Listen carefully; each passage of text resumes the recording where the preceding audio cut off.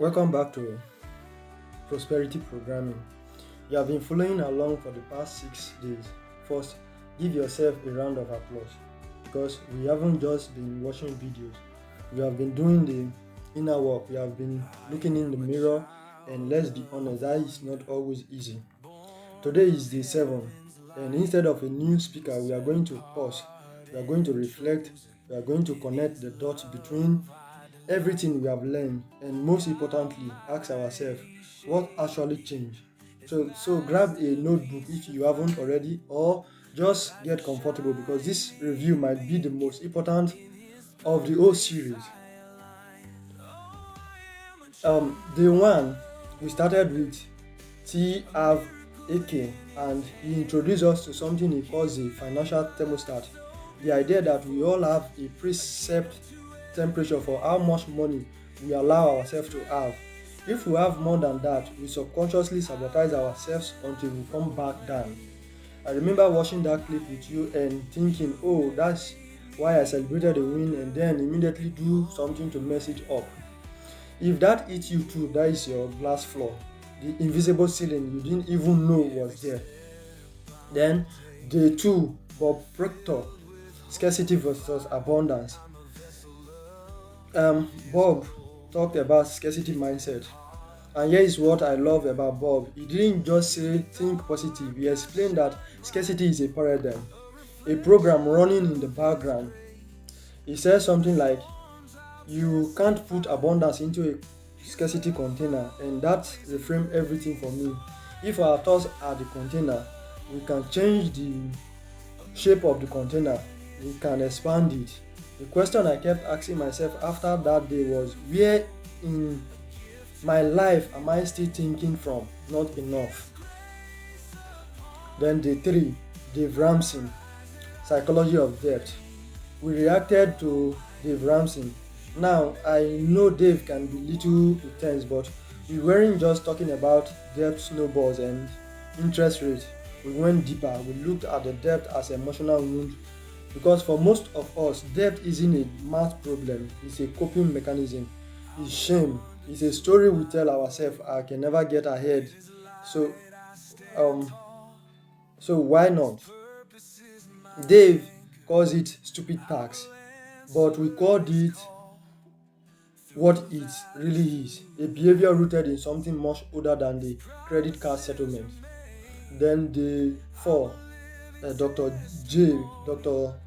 Joe, neuroplasticity.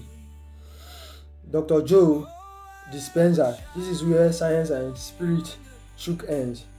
He taught us that the brain doesn't know the difference between something we imagine and something we experience, which means if we keep replaying the same financial worries in our head, our brain builds a neutral um, highway for poverty consciousness. But the flip side, we can build a highway every time we choose a thought that says, I am capable of building wealth.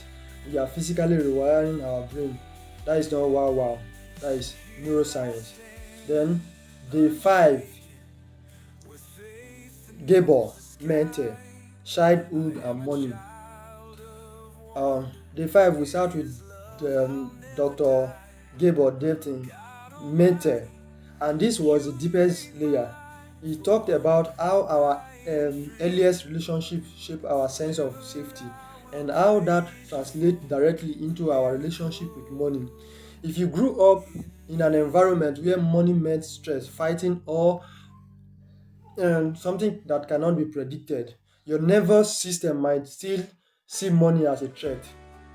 That is why some of us push it away, not because we don't want it, but because our subconscious is trying to protect us. That day I asked you to zone out. Yeah. What was money like in your house when you were growing up? If you haven't done that yet, go back and do it. It's a game changer. Then day 6, Richard Wiseman, the luck factor. Finally, day 6, we lightened things up with psychologist Richard Wiseman and his research on luck. He found that lucky people weren't just randomly blessed. They actually behave differently. They network more, they say yes to opportunities, they reframe bad situations as good luck in disguise.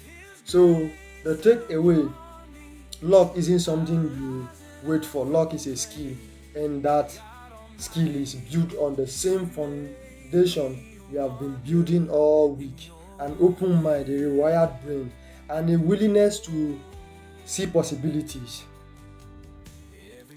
So um here is where we are 7 days in. We have uncovered the financial thermostat that keeps us in our comfort zone, the scarcity paradigm running in the background, the emotional root of debt, the science of neuroplasticity, the childhood imprints that shape our safety with money, and the skills that make us lucky. If you have been doing the work, you are not the same person you started day one. You might still have the same bank account for now, but the programming is changing.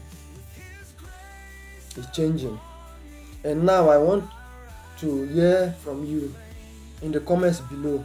Tell me, which of these 6 days hit you the hardest? Was it Eker and the thermostat?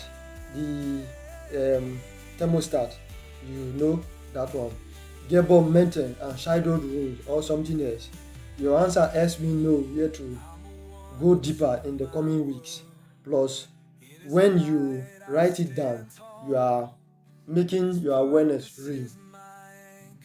Next week, we'll move from identifying the blocks to rewiring them. We are going to get into visualization, affirmation, identity shifts, and habits that actually stick. But for today, your only homework is to rest in what you have learned and maybe give yourself some credit for showing up. Thank you for being part of this very week of prosperity programming. I will see you tomorrow for the 8th. Until then, keep programming your prosperity. Thank you.